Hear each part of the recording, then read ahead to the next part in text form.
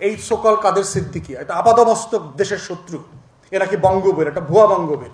বঙ্গবীর তো ওসমানী, একটা নির্লজ্জ লোক যে নিজে একটা রাষ্ট্রীয় উপাধি নিজের দিয়া বলতেছে আমি বঙ্গবীর। জিয়াউর রহমানের ব্যাপারে দেখেন যে রাষ্ট্র তৈরি হয় শত্রু সাপেক্ষে, বন্ধু সাপেক্ষে রাষ্ট্র হয় না। এই যে আমাদেরকে আওয়ামী লীগ প্রচুর বলতো না বন্ধু রাষ্ট্র বন্ধু রাষ্ট্র। বন্ধু রাষ্ট্র যদি হয় তাহলে প্রত্যেক রাষ্ট্র তার বন্ধু রাষ্ট্রের বর্ডার তৈরি করে কেন, বেড়া দেয় কেন? বন্ধুর বাড়ি থেকে কেউ বেড়া দেয়? যদি বন্ধু হয় দুই বন্ধুর বাড়ি থেকে কেউ সীমান্ত রক্ষী রাখে, পাহারাদার রাখে, দারোয়ান রাখে? দুই বন্ধুর বাড়ি থেকে কেউ ইলেকট্রিক তার তৈরি করে মানুষ হত্যা করে? দুই বন্ধুর বাড়ি থেকে অস্ত্র দিয়ে একজন আরেকজনকে খুন করে, মারে?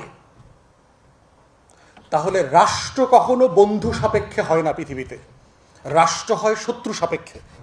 এবং শত্রু সাপেক্ষে রাষ্ট্র হয় বলেই রাষ্ট্রের সভরেন্টি রক্ষা করবার জন্য সীমান্তে তার দিতে হয়, সীমান্তে পাহারাদার বসাইতে হয়, ওই পাহারাদারদের হাতে অস্ত্র দিতে হয়।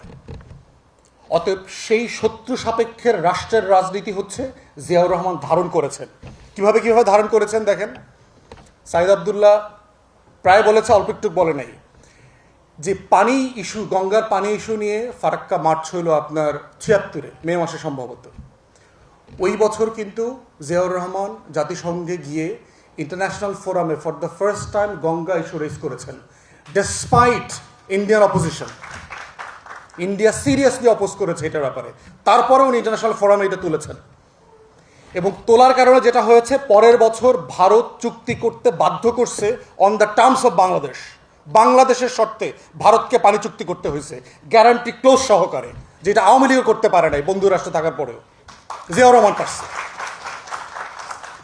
জিয়াউর রহমানের রাজনীতি কি দেখেন। রোহিঙ্গাদের ইনফ্লাক্স হইল আপনার ৭৭-এ, ওখানে আরাকানে ক্র্যাকডাউন হয়েছে, লক্ষ লক্ষ রোহিঙ্গারা চলে আসছে এখানে, এই ১৭ সালের মতো আর কি, বহুবার হয়েছে।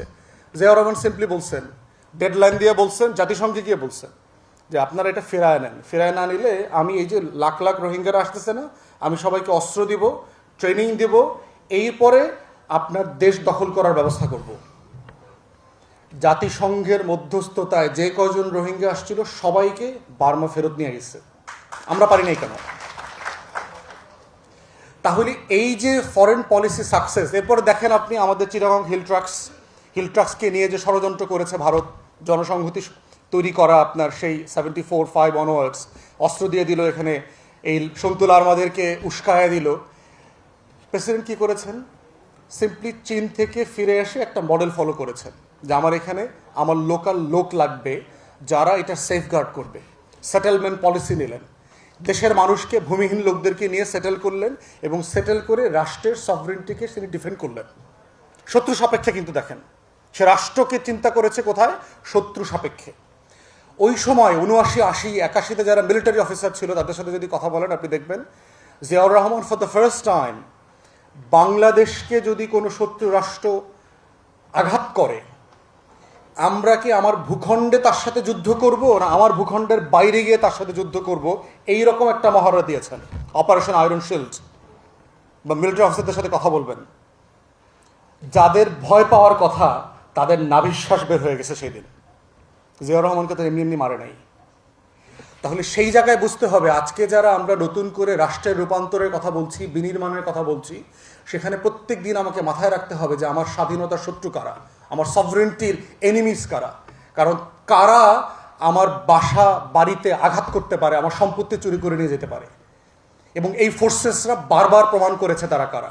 আপনি দেখেন ৭৫-এর পরে পুরো আমাদের সীমান্ত জুড়ে ভারত ফোর্স লাগাইয়া দিয়েছে। এই সকল কাদের সিদ্দিকী এটা আপাদমস্তক দেশের শত্রু, এ নাকি বঙ্গবীর, এটা ভুয়া বঙ্গবীর।